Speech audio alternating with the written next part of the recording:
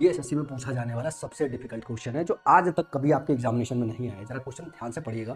Question लिखा हुआ है, the suddenness with which the issue escalated took not only the negotiator but also the observer by the surprise who were expecting a gradual resolution process। इस question को ध्यान से देखिए, इसमें ध्यान से देखिए, लिखा है द जल्दबाजी with which the issue escalated। ये आपका एक रिलेटिव क्लॉज है जो अपने आप में सही है।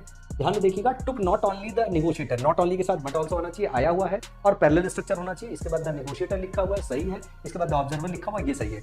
बाय सरप्राइज सही है। उसके बाद लिखा who were expecting a gradual resolution process। तो एरर इस सेक्शन में है, लेकिन जो एरर है वो अपने आप में बहुत बड़ा एरर है, बहुत कॉम्प्लेक्स एरर है। आपको समझना पड़ेगा कि रिस्ट्रिक्टिव और नॉन रिस्ट्रिक्टिव क्लॉज क्या होता है। दो एग्जांपल से समझाता हूं। रिस्ट्रिक्टिव क्लॉज का मतलब हो गया कि वो क्लॉज जिसका सेंटेंस के अंदर होना जरूरी है, मैंडेटरी है, मगर उसके बाद नहीं बनेगी। और नॉन रिस्ट्रिक्टिव वो होता है जो सेंटेंस में रखे या ना रखे, सेंटेंस में उससे कुछ खास फर्क नहीं पड़ेगा, एक्स्ट्रा खाली मीनिंग ऐड होती है। जैसे एग्जांपल है, student who works hard will pass with a flying colour. Student, इसके आगे आर्टिकल ना लगा लीजिएगा, ठीक है ना।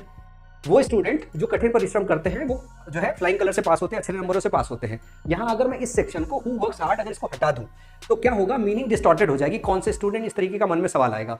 लेकिन अगर मैं एक सेंटेंस ये पढ़ूं, my brother who is a doctor came from Delhi, मेरा भाई जो डॉक्टर है दिल्ली से आया। अगर मैं हु इज ए डॉक्टर ये हटा दूं और मैं ये लिख दूं my brother came from Delhi, तो मीनिंग अपने आप में एकदम क्लियर हो रहा है, मेरा भाई दिल्ली से आया, बात खत्म। ये नॉन इसेंशियल इंफॉर्मेशन है, ये क्लॉज है।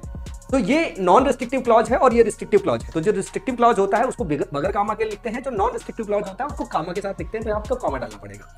तो जब भी रिलेटिव क्लॉज डालते हैं नॉन रिस्ट्रिक्टिव, वो क्या होता है, वो अपने आप में कॉमा के साथ आता है। तो who were expecting a gradual resolution process, ये नॉन रिस्ट्रिक्टिव क्लॉज है जो यहाँ पे कॉमा के साथ आएगा, ये इसमें एरर है। अगर रिस्ट्रिक्टिव नॉन रिस्ट्रिक्टिव क्लॉज आपको नहीं पता है तो संकल्प बैच में मैंने प्लेलिस्ट के अंदर पढ़ा रखा है, उसे जाकर अच्छी तरीके से पढ़िए ताकि इस तरीके के क्वेश्चन को अच्छी तरीके से सॉल्व कर पाइए।